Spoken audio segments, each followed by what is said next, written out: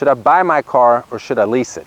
That's a question that I get a lot. So in today's video, we're going to cover the pros and cons, buying versus leasing.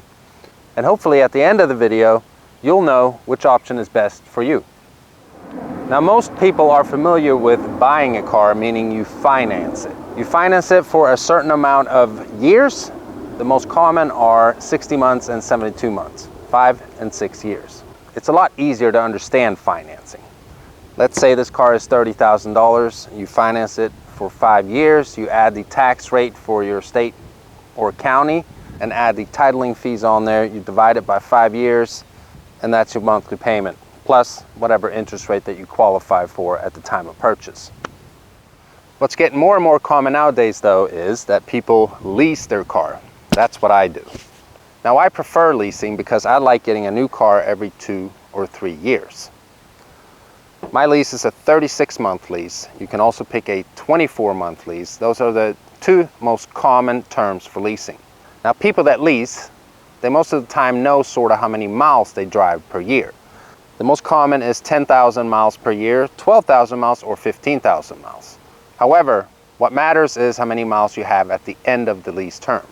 So my car is a 36-month lease. I have a 15,000 mile per year lease. In the full 3 years that I have my car, I can drive 45,000 miles. So it doesn't really matter how many miles you drive the first, second, or third year per se. Like, I could drive 25,000 miles my first year, but then I have 20,000 miles left for the remaining 2 years.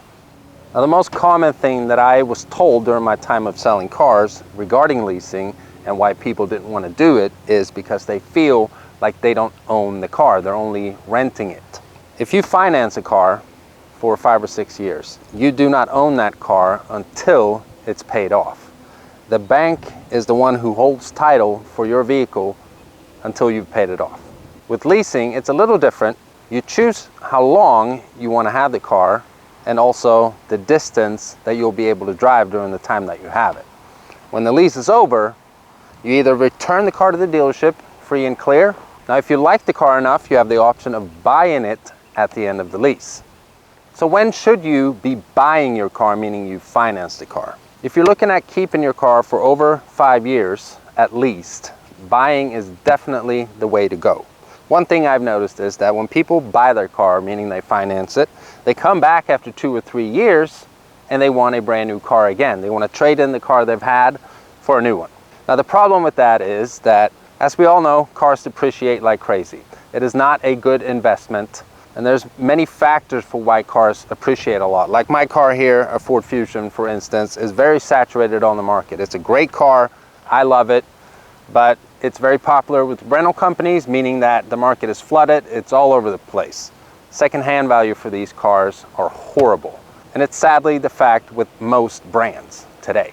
So if you're looking to trade your car in after 2 or 3 years on a 6-year loan, you're most likely going to be upside down on your loan, meaning you owe more than the car is worth because the car has depreciated so much. Unless you put a considerable amount down at the time of purchase, that is most likely the scenario that you will face when you want to trade your car in.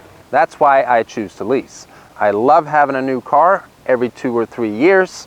At the end of the lease, I can just return it to the dealership free and clear. I either get a new car, just say bye-bye, I'm going to another brand, or whatever. Yes, it is true that I don't really hold any equity in my car. I can't trade it in and use that as money down for a new car and lower my payment that way. But on the other hand, a lease payment is usually lower than a financing payment because when you finance your car, you're financing the full amount of the car, $30,000. Now, when you're leasing a car, you only have it for 2 or 3 years, so you're only making payments on a lesser amount of the vehicle. That's why usually a lease payment is lower than a financing payment. So with people that trade their car in after 2 or 3 years, when it's financed, they've pretty much done the same as leasing the car, although they've had a higher payment the whole time. So if you know that you're going to keep your car for a long period of time, financing definitely the way to go. If you get to the point where you've actually paid the car off, the bank sends you the title, you own the car and you hold equity in that vehicle. Now, some cons regarding leasing. As I mentioned earlier, at the time of purchase or at the time of lease, you pick a certain amount of miles that you're going to be driving during that lease term. If at the end of the lease you are above that mileage, there will be a penalty fee, and that penalty fee is most commonly 20 to 25 cents per mile. So let's say you are 1,000 miles over on your lease. That's $200 that's going to be coming out of your pocket to cover for that mileage.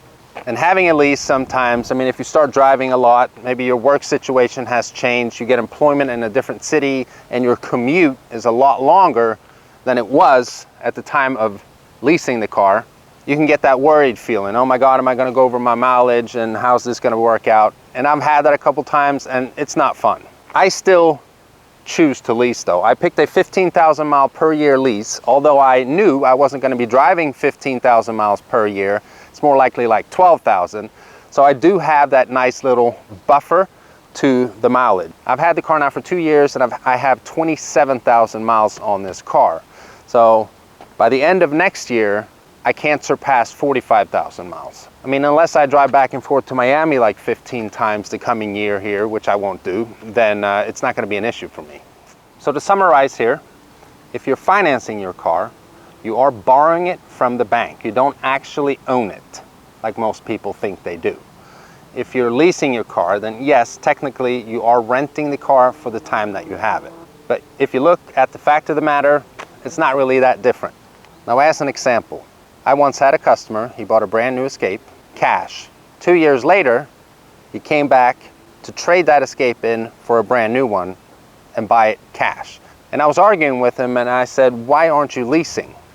You're losing tons of money because your car depreciates, and he only put like 15,000 miles on the car in those 2 years.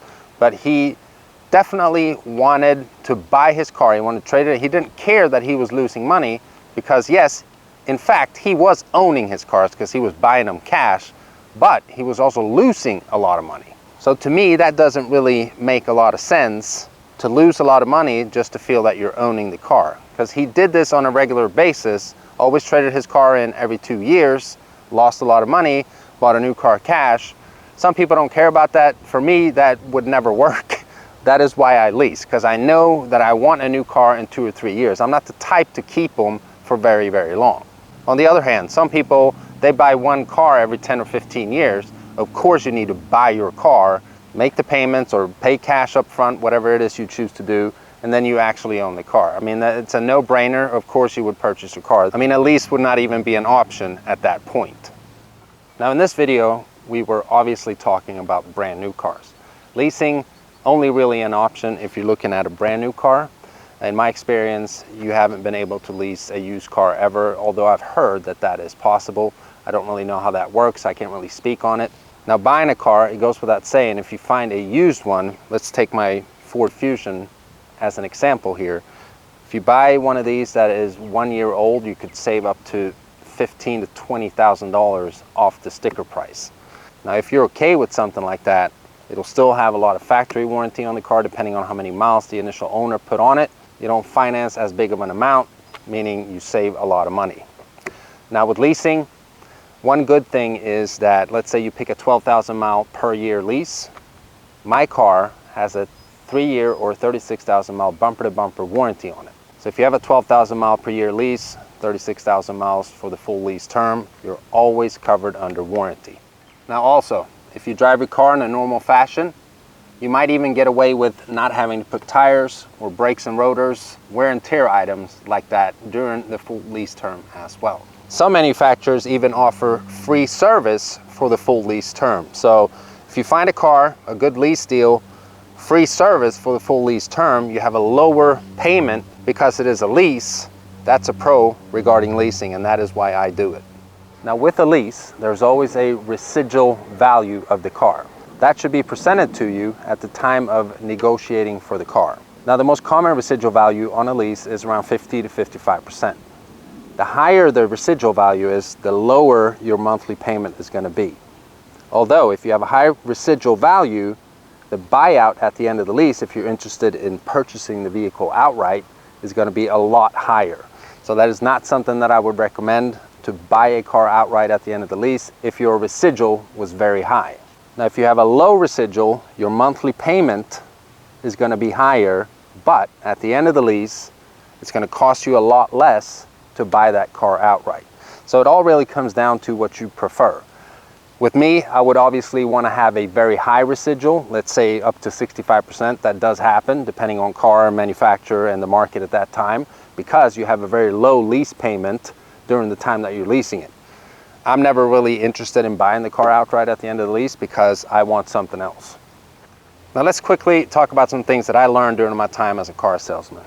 If you go to the dealership, let's say you're looking to buy a car, finance it. One thing that you should bring with you, if you don't have just a regular calculator, download an app like a payment calculator for car financing. When the salesperson is quoting you the finance numbers and the interest rate that you will be getting, take out your payment calculator, work the numbers with tax and fees and everything that they've laid out for you. Make sure that they're not bluffing you on the interest rate. Some dealerships like to inflate the interest rate in the payment, hoping that the customer themselves will not double check to see that the interest rate is actually correct, and in turn they make more money.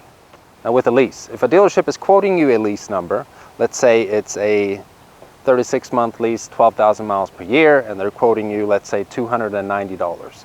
Make sure that they're quoting you that monthly payment with tax included. The dealership that I used to work for, we always did that. Some dealerships though, they'll quote the customer a monthly payment number excluding tax. When the customer gets in the business office to sign papers and actually be able to drive off in their new car, the business manager is showing them the payment with tax. Customer gets mad, walks out, you lose the deal, it never works. But some dealerships still insist on doing it that way, so make sure that you double check that the payment that you're being quoted is including tax. Now with a lease, what you should keep in mind is that most people, just like with financing, put a certain amount of money down to keep their payment lower. If your car is totaled during the time that you're leasing it, if you have gap insurance, that'll obviously cover your loan, whatever you owe on it. However, if you put any money down on your lease, let's say you put $5,000 down, that money is all gone. You will never get that back, so that is something that you need to keep in mind regarding leasing. Whatever money you put down at the time of signing for your new car, if the car is totaled, that money is gone. So I hope you guys enjoyed this video and it was informative. Now whether buying a new car or leasing it is best for you, that's your decision. Hopefully I could help out somewhat in your future decision. If you're bumping into the channel for the first time through this video and you haven't already, please subscribe and I'll see you next time. Bye-bye. Now most people are familiar with buying a car, meaning you finance it.